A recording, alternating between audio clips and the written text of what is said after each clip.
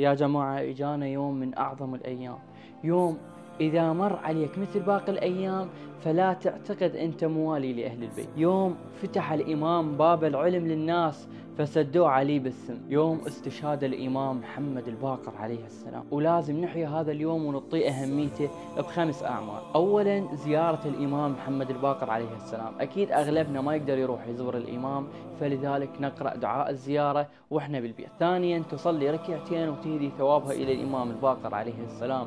النية تقول نويت أن أصلي ركعتين قربة إلى الله تعالى، أهدي ثوابها إلى الإمام محمد الباقر عليه السلام. ثالثا نشر سيرة الإمام محمد الباقر عليه السلام، وانت بالبيت انشر ولو ستوري، تنشر به معلومة أو قصة أو موقف عن حياته، لأن هواي ناس ما تعرف الإمام الباقر عليه السلام هو أول من نشر علوم أهل البيت علنا، وإجا دورنا هسه حتى نكمل هذا الطريق بنشر هذا الفكر. رابعا تصدق بهذا اليوم بنية الفرج وتعجيل الظهور. خامسا مهمتك أمام ناسك هو أن تبلغ غير على الباقر يا دمع العين سحدم، قضى عمره بهضيمه ومات بالسيف. عليه مرت ليالي ما لها حساب، دليل من المصيبة تفطر وذاب. شنو شاف؟ عاين كل هلا وكل قوم الاطياب، ضحايا ونار تلهب بالمخيم. وين المصيبة؟ مشى ويا الاطفال مقيدينه، يبي يبكي وينضرب لو بكت عينه، يسمع والده ويجذب ونينه، ينظر والده ويسمع ونينه، على الناقة وعلى يتكور الهيم، على الناقة وعلى يتكور الهيم. مشى ويا الأطفال مقيدينه، يبكي وينضرب لو بكت عينه، ينظر والده ويسمع ولينه، على الناقة وعليه يتكور الهيم، على الناقة وعليه يتكور الهيم. لكن شلون شاف والده؟ شلون مشى ويا الاطفال مقيدينه؟ شلون؟ من وصل ضعنه بالحزن لارض الشماتة، وهالضعن يا شيعة يحمل عترة الهادي وبناته. عندك دمعة لولا عندك دمعة؟ لا تحرم نفسك.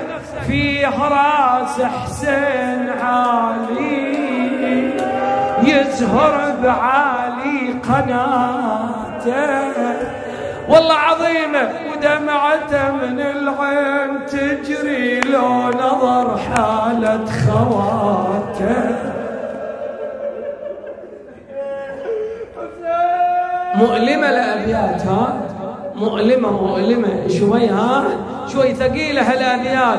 يقول بالشمس من وقفوه صاروا بحالة شديدة، جر الونة وعلى الجمل زين العبادة، شد وحبال على ايده، والرجس أعلنها فرحة، وسوى برض الشام عيده، وصار كل فرحان ينادي كل أيامك سعيدة. كل واحد يقول للثاني، وصار كل فرحان ينادي الثاني أيامك سعيدة. وصار كل فرحة ننادي الثاني أيامك سعيدة. والنسوان سووا، يقول لبسوا النسوان زينة، وللضعن قصدوا سوية. لبسوا النسوان زينة وللضعن قصدوا سوية. كل من تنادي بختها يا من ساعة هني. اسمحوا لي احط ايدك على الجرح. خلنا نتفرج عليهم حتى لو عدهم عزية. اسمحوا لي سادة، هالبيت صعب، يقولوا هالعيلة خوارج والزعيمة خارجية.